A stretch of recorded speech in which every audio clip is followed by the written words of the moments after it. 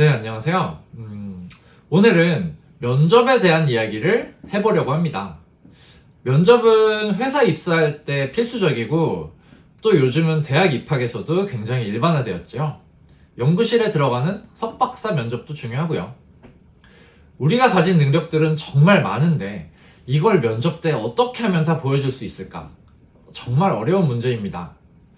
물론 이런 경우도 있어요. 사실은 내가 합격하기에는 좀 부족한 것 같은데 최대한 나를 포장해서 면접에서 좋은 성과를 내고 싶다라는 목표를 가진 분들도 있습니다.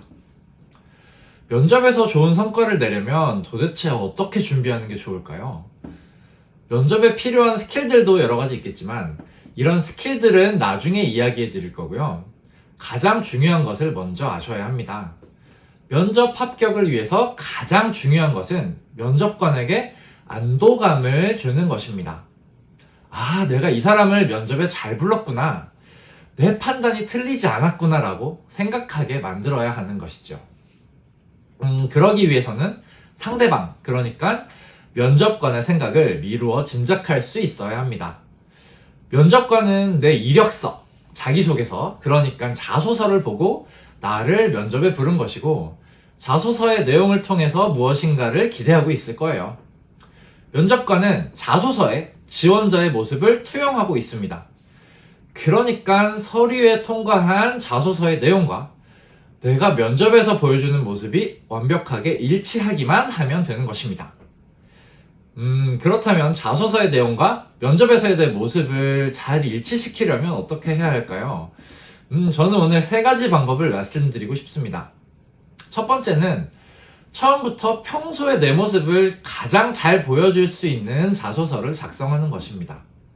하지만 많은 분들이 나도 나를 잘 모르는데 어떻게 그렇게 하지요? 라고 말씀하십니다. 그래서 두 번째, 이런 경우에는 나를 잘 아는 주변 사람, 부모님, 형제자매, 친구, 면접 스터디원 누구든 상관없습니다. 나를 잘 아는 주변 사람에게 나에 대해서 떠오르는 모습이 잘 표현되도록 자소서를 작성해달라고 한번 부탁해보는 것입니다. 자, 그런데 내가 지원한 회사에서 있는 그대로의 내 모습을 좋아하는 경우도 있고 싫어하는 경우도 있겠죠.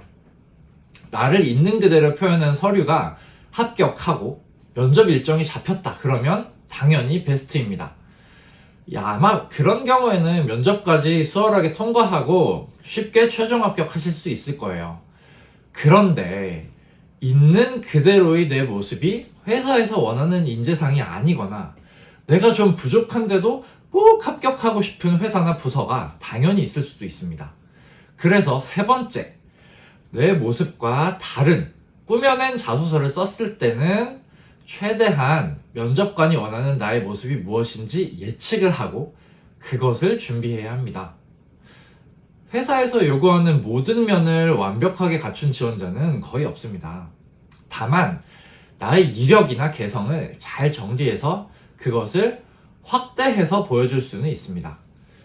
내가 제출한 서류는 이런 면접 준비에서 이 작업의 이정표가 됩니다.